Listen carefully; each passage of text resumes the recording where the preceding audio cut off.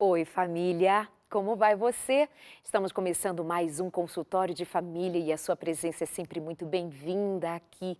Nós queríamos ter você aqui com a gente nesse sofá para um bate-papo gostoso, mas diante das impossibilidades, fica você daí, nós daqui, mais reunidos numa mesma família, conectados com uma vontade imensa de aprendermos, de nos ajudarmos, de crescermos, de amadurecermos sobre temas importantes da vida. Eu considero muito a sua participação aqui com a gente também. Te convido a mandar as suas perguntas, suas questões para a gente, mas, sobretudo, que preste atenção em cada uma das palavras. Muitas vezes alguma coisa pode ser dita e você discorda, mas pensa um pouco mais. Experimenta aprofundar um pouco mais as suas ideias, os seus pensamentos, e nisso também você pode nos ajudar a repensar também. Estamos todos juntos nesse crescimento, nesse aprendizado que é a vida. Não sei se você já ouviu falar da expressão família patriarcal, modelo social patriarcal, e como se fosse alguma coisa pejorativa no universo da família, onde o pai tem um lugar específico a ser ocupado. Isso muitas vezes é interpretado como alguma coisa negativa. Quando falamos em patriarcado, estamos falando de machismo. Como que você compreende a função pai, mãe, homem e mulher na família? Será ainda que está em voga falarmos a respeito disso numa família constituída como tradicional? Como é que a gente pode elaborar melhor essas questões de feminismo, machismo, coisas do gênero tão discutida nos dias de hoje, mas eu desconfio que também um tanto quanto incompreendida. E vindo para o seio da família cristã, o que dizer sobre patriarcado diante da Bíblia? O que dizer da função homem e mulher pelo que está escrito na Bíblia? Ou seria a Bíblia considerada um livro retrógrado? São textos retrógrados, antigos e dispensáveis? E em se tratando de cristãos, como é que a gente lida diante da Bíblia e a vida real? Então, eu te convido ao programa de hoje, quando temos aqui hoje a participação de 3 teólogos. Sim, vamos conversar aqui meio que no modelo Na Mira da Verdade, com 3 teólogos, e me alegra muito que 2 destes convidados de hoje são 2 mulheres, 2 teólogas. Jeane, bem-vinda, prazer recebê-la aqui no programa. Olá, eu é que agradeço, estou muito feliz em estar com você. Obrigada. A Jeane, que também é terapeuta de família, também é pedagoga, é da área de educação, apaixonada, mas está aqui hoje como teóloga, acompanhado de um casal muito querido, Gabriel Stein. Pastor, bem-vindo. Prazer recebê-lo aqui no programa também. Prazer todo meu, agradeço pela oportunidade e pelo privilégio de poder participar aqui com vocês. E o Gabriel, além de pastor, teólogo, pastor, já atuante, também é jornalista, né? Isso mesmo. Já participou algumas vezes aqui no Novo Tempo de alguns programas, também fazendo reportagens, portanto, também temos um comunicador aqui, um jornalista. Acompanhado da sua esposa, que é teóloga, a Marina Stein. Bem-vinda, Marina. Muito obrigada, Darleide. Tudo bem? Tudo bem, Prazer sim. recebê-la aqui. Obrigada Muito pelo bom. convite. Vamos lá, então. Hoje a proposta é entendermos um pouco mais disso que incomoda muita gente, a outros deixa num lugar desconfortável e prefere não tocar, não assumir que esse tema tem a sua relevância, mas eu considero o consultório de família um lugar, como eu já disse inicialmente, um lugar de muito aprendizado e uma oportunidade para nós falarmos às famílias. Pastor, começo com você. O que significa, o que nós temos que compreender quando nós falamos a respeito, por exemplo, de uma família patriarcal, do ponto de vista da função homem-mulher, segundo a Bíblia? Muito bem, quando nós entendemos que a família foi algo instituído por Deus logo na criação do mundo, logo no princípio de absolutamente todas as coisas, nós podemos ver que, de fato, ela se constitui como uma representação diversificada, ou seja, temos homem e mulher. A noção bíblica, e nós vamos poder falar um pouco mais disso, imagino, depois, mostra que o ser humano só é completo quando de fato se dá nessas duas perspectivas, do homem e da mulher. Isso pode ser visto até em questões linguísticas mesmo ali no primeiro capítulo e no segundo capítulo de Gênesis. E quando nós entendemos então que às vezes se traz essa compreensão de uma família patriarcal ou de patriarcado ou qualquer outra variação do termo, na realidade percebe-se que de fato existem papéis distintos dentro da estrutura familiar. Assim como homem e mulher compõem o que é ser humano, o pai e a mãe também compõem aquilo que seria uma família. Imagino que ao longo do programa nós vamos nos aprofundar um pouco em relação a isso, mas a Bíblia nos traz em algumas perspectivas diferentes, tanto históricas, culturais, quanto até mesmo prescritivas, principalmente ali na perspectiva do Novo Testamento, funções específicas para o homem, para o pai, como aquele que de certa forma lidera a sua família em perspectivas às vezes religiosas, às vezes relacionadas ao sustento, que era muito forte naquela época. A mãe, por outro lado, tendo um papel muito importante e fundamental na perspectiva de estar sempre junto no processo de educação, no processo de cuidado dos filhos, não que um não interfira, às vezes, positivamente falando, naquilo que seria a função maior do outro, mas imagino que existe sim na Bíblia leituras específicas de funções que cada um pode exercer com mais intensidade ou com mais propriedade. Muito bem, Diane. O que você tem em mente a respeito desse tema proposto para hoje? Bem, é preciso compreender quais os conceitos que estão por trás do entendimento desses termos. Patriarcado, submissão, são termos que se conversam.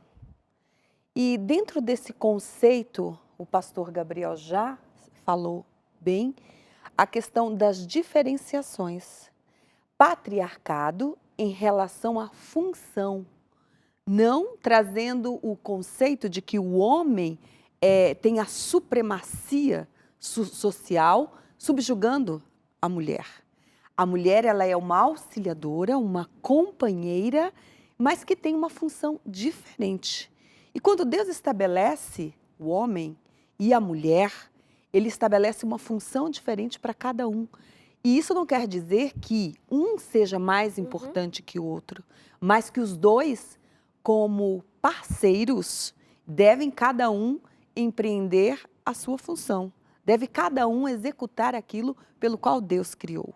E quando funciona assim, essa visão de família, essa visão tão maravilhosa, o homem como líder, dentro do conceito estabelecido por Deus e vivendo aquilo que Deus sonhou para ele, ele tem como responsabilidade a proteção, o cuidado, a ajuda para que essa mulher possa ser feliz e os seus filhos também. Então, estabelecendo hierarquicamente, como Deus faz no céu, Pai, Filho e Espírito Santo, cada um tendo a sua função, mas ao mesmo tempo trabalhando juntos para que tudo possa sair no perfeito equilíbrio, ele também estabelece na terra homem, o cabeça, o líder, mulher auxiliadora, mas os dois funcionando juntos e em harmonia. Marina, isso pode soar aos ouvidos naturais e pós-modernos como um absurdo. Como assim? Hierarquia? Homem uma função, mulher ajudadora, auxiliadora? Marina, ajuda aí. Quando a gente fala sobre esses conceitos, quando a gente fala sobre homem líder e sobre mulher auxiliadora, a gente naturalmente já impõe um julgamento de valores. A gente coloca o homem acima em termos de não função, mas de valor também. E, biblicamente analisando, a gente não encontra esse tipo de julgamento de valor.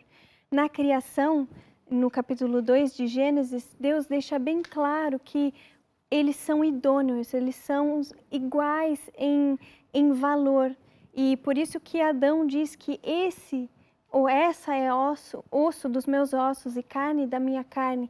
Ela foi tirada do lado não porque foi o lugar mais propício a se tirar carne ou osso, o lugar mais prático, mas sim o lugar simbolicamente mais apropriado para que eles andem juntos, lado a lado, para que ela não fosse tirada da cabeça e se tornasse superior a ele, nem dos pés, para que ela fosse uma pessoa pisada por ele.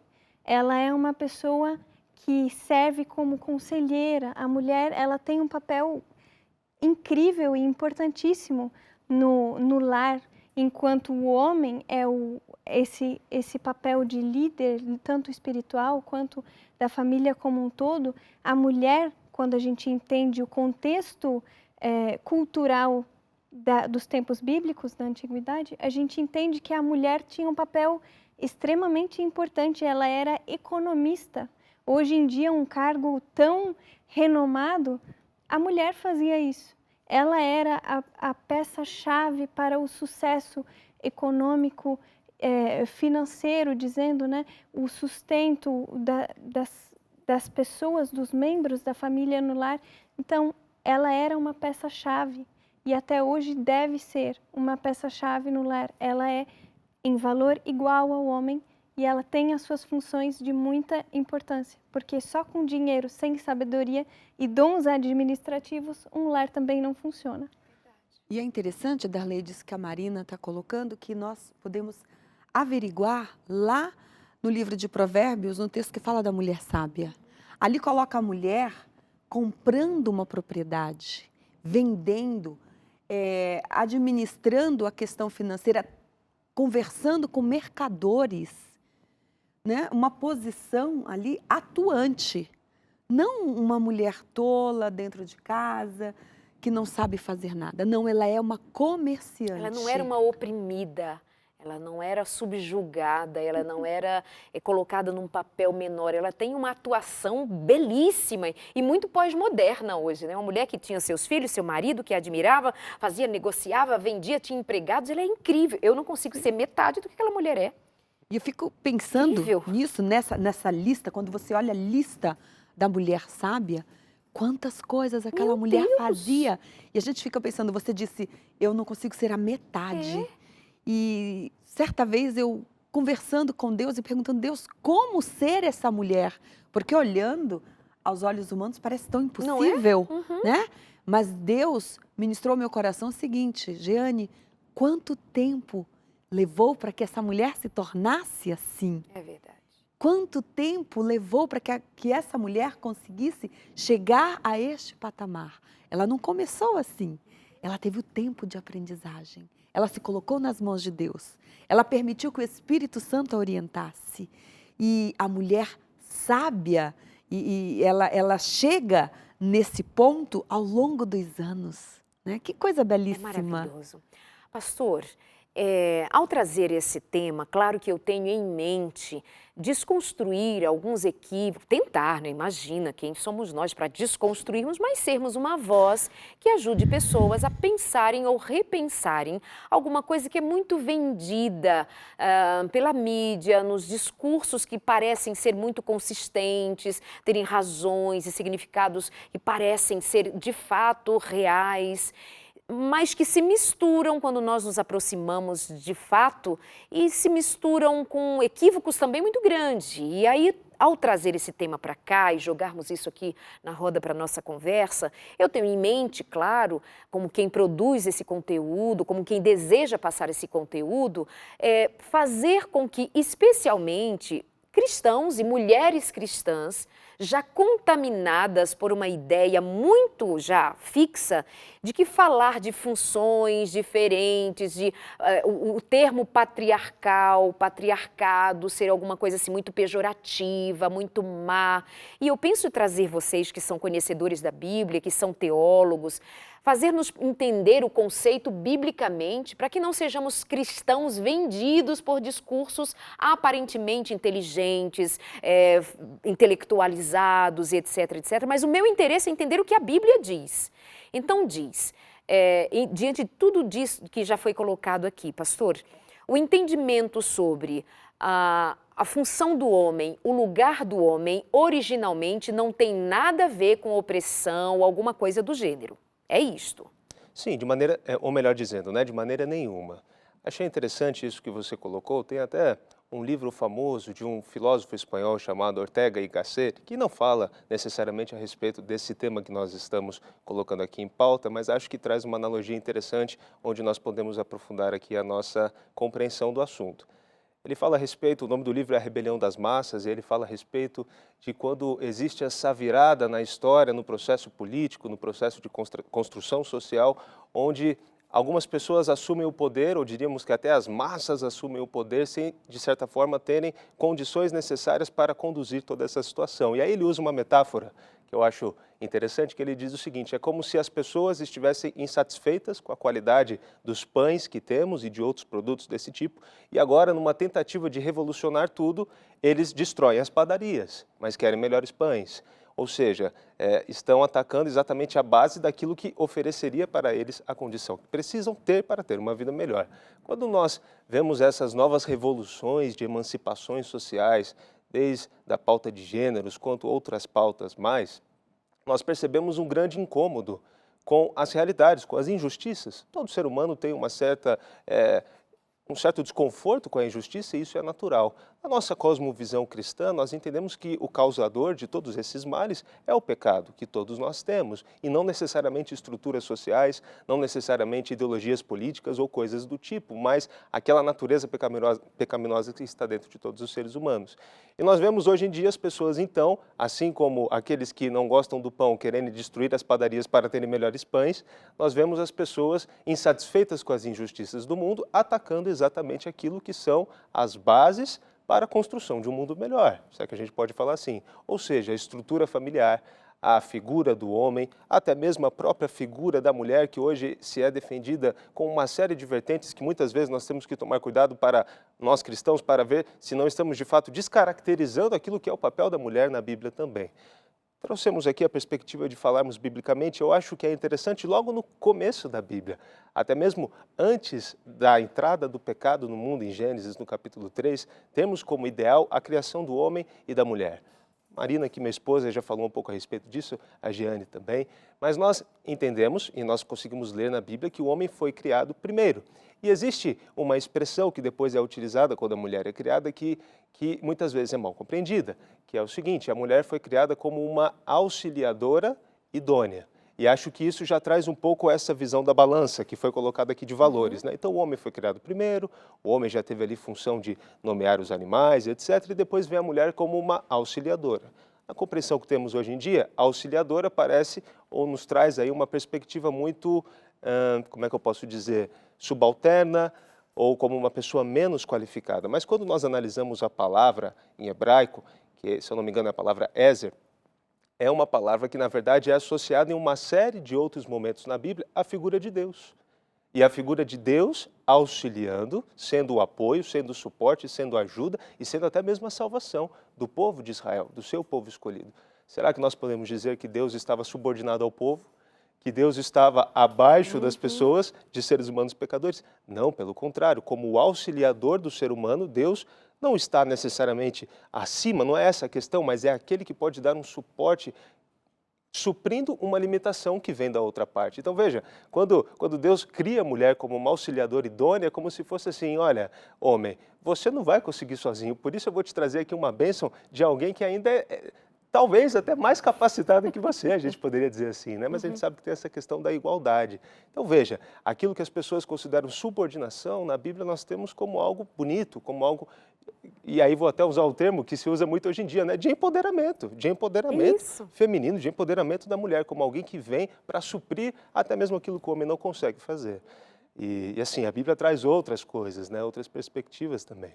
Muito interessante nós colocarmos as coisas no seu devido lugar, para a gente não comprar ideias muito facinhas, como se fossem elas capazes de resolver a estrutura daquilo que o pastor Gabriel bem falou, e eu fico daqui assim tão agradecida a Deus de me dar convidados tão bem preparados, de me dar pessoas tão bem preparadas, que se colocam de fato numa condição primeiro de aprenderem, para transmitirem com verdade, com tranquilidade, mas simplesmente dizendo o que está escrito. Porque acreditem, há um sem número de cristãos, especialmente mulheres cristãs, vendendo bandeiras feministas absolutamente equivocadas e contrárias aos nossos valores cristãos, sem levar em consideração o que está escrito. Se eu perder de vista o que está escrito, o que é a Bíblia, seu significado, o significado do texto, das palavras, o seu contexto, o lugar onde tudo aquilo fora colocado ao longo da história, eu não conseguir identificar o que foi no princípio,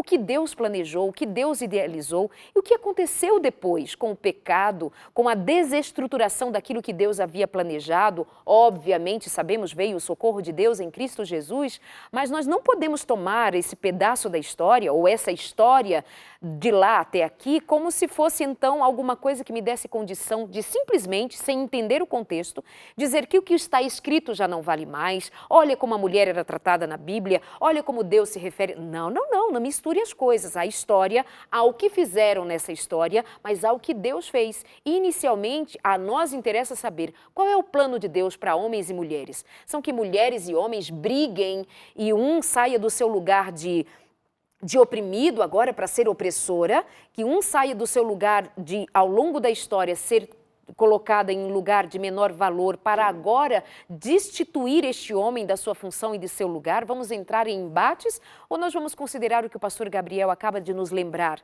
Somos todos de uma natureza cheia de pecado, ou ela mesma em si só pecaminosa. E nós precisamos lidar que o que vai nos dar subsídios para termos compreensão a respeito, inclusive, do nosso lugar, é voltarmos ao Éden e nos dirigirmos a Deus e pedirmos que o Espírito de Deus nos ensine e nos instrua e não sairmos comprando discursos fáceis, parecendo bonito pela sua roupa de justiça, mas que no fundo contraria, no fundo não, basta ir mesmo no raso, dá para ver que contraria absolutamente os nossos valores e os nossos princípios, nossa padaria chamada família, não é? Pois é, isso mesmo. Essa é a questão. Vamos para um outro ponto agora que é bem controverso dentro disso. O que é o conceito de submissão da mulher então, Giane?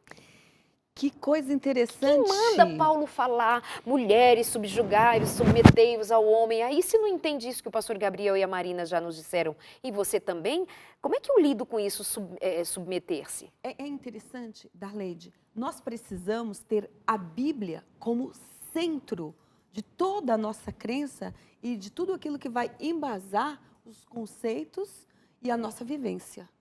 Efésios, capítulo 5, é um dos textos que mais trata sobre essa questão, e todo mundo, quando vai falar sobre a submissão da mulher, remete-se a esse texto, Efésios, capítulo 5, mas esquece de olhar a profundidade do texto, que começa lá no versículo 21, que nunca é trazido à tona, quando Deus diz: submetei-vos uns aos outros. Este é o princípio cristão, uma submissão de um e do outro. Não é só a mulher. E é preciso entender o que é essa submissão. Essa submissão, ela é em propósito. Eu me submeto ao propósito de Deus. Eu me submeto não é a um homem carrasco, a um homem que deseja o meu mal, mas é um homem que me ama, porque é isso que está dizendo ali. A mulher se submete e o que é pedido do homem? O homem ama. E ama a que ponto? A ponto de se parecer com Cristo, que se entregou em favor desta igreja. Eu não vou querer me submeter a um homem que me ama, a um homem que deseja o meu melhor, a um homem que exerce uma liderança servidora, porque é líder sim, mas é um líder servidor, um líder que cuida, um líder que zela pela santidade, um líder que se preocupa com o meu emocional, um líder que está preocupado em fazer com que eu possa desenvolver e dar o meu melhor para a glória de Deus. Muito bom. Compreender o que é essa submissão é algo extremamente importante e entender qual é a relação submissão e amor. Isso. Marina, e aí? Eu concordo plenamente, e quando eu penso nesse texto de Efésios, o que me marca bastante é o amor de Jesus, ao qual o homem é chamado a seguir, né? E tomar isso como exemplo. Ele chega a ponto do sacrifício. Jesus se sacrificou pela igreja e por todos nós como pecadores para nos salvar. O apelo ao homem é que ele esteja disposto a se sacrificar pela sua esposa. Quando a gente vê aqui em 1 Coríntios 7, a gente também vê uma igualdade em termos do sacrifício que é feito quando a gente lê no versículo 4 que a mulher não tem poder sobre o seu próprio corpo, e sim o marido, e muitos param por aí. E aqui eu faço um apelo para que vocês continuem lendo e também, semelhantemente, o marido não tem poder sobre o seu próprio corpo, e sim a mulher. Eles dois são uma só carne, eles dois são um, e um tem poder sobre o outro, não em termos de eu mando em você, mas em termos de nós vamos fazer tudo juntos. Você me ama a ponto de dar a sua vida por mim. E eu sou submissa a você porque eu confio em você. Eu confio em você de olhos vendados, porque eu sei que você só quer o meu bem. Quem não confia nisso? E o que distorceu tudo isso? O pecado, né, pastor? O que distorceu essa harmonia bonita que Deus pensou, elaborou para homem e mulher? Que um ame, que o outro se submeta, que um cuide, que o outro se entregue, que ambos se cuidem, porque os dois são uma só carne. Foi o pecado quem destruiu, e aí nascem os monstros da opressão, da escravidão, da humilhação. Esse é o entendimento básico. O que deu errado? Foi o pecado, né? Exatamente, né? Se nós formos ser honestos e fazer uma autocrítica, nós entraremos de acordo com aquilo que um poeta italiano chamado Giacomo Leopardi fala. Ele diz o seguinte: não há nada mais raro do que um ser humano habitualmente suportável. E a realidade é essa. Quando nós pensamos nos nossos relacionamentos, até mesmo se não de casamento especificamente, mas as pessoas com quem mais convivemos são as pessoas com quem mais temos problemas. Por quê? Temos falhas de personalidade, de caráter e de uma série de outros motivos, cujo principal originador de tudo isso, não falando de uma pessoa, mas falando de uma razão, é o pecado. É interessante, voltando a Gênesis, acho que eu fiquei preso a esse livro da Bíblia, que até mesmo no relato ali dos 3 primeiros capítulos, nós podemos encontrar algumas leituras que nos possibilitam ver como o pecado já alterou a ordem das coisas. No processo da criação, homem e mulher são colocados lado a lado. Ish e Ishá, em hebraico, uma variação muito pequena em relação ao termo. Nós sabemos que os homens, os seres humanos, eu já disse aqui uma vez, volto a repetir, ser humano na Bíblia é a visão do homem e da mulher, eles tinham, de certa forma, uma proeminência, eles estavam em um status elevado diante de tudo mais que foi criado. E uma das tarefas, uma das atribuições logo do homem, ou do homem logo no início, foi nomear os seres que estavam subordinados a ele. Olha só que interessante. Homem e mulher não tinham nomes específicos e diferenciados, mas logo depois da queda, do relato do pecado, nós encontramos Adão nomeando Eva. Isso já traz uma pequena perspectiva de que o pecado já começou a alterar aí aquilo que era o propósito ideal de Deus, de certa forma, talvez o homem atribuindo já uma função que não seria necessariamente sua de nomear. A gente sabe que na cultura do Oriente Médio, na cultura antiga também, esse ato de nomear alguém tem que ver com alguém que está numa posição de superioridade. Então, talvez aí a gente já comece a encontrar, até mesmo na Bíblia, o pecado distorcendo aquela pureza de igualdade que existia. Não podemos ser cegos em relação à história. É evidente que aquilo que às vezes se atribui a essa característica do patriarcado, ela encontra motivos que realmente trazem algumas coisas que nos assustam, né? Uma posição de controle, às vezes, do homem. Mas é como você bem falou, a culpa não é do sistema originário de Deus, a culpa é do pecado, da condição de natureza pecaminosa do ser humano. Nós vamos para o intervalo e já voltamos para continuar esse assunto. Até já.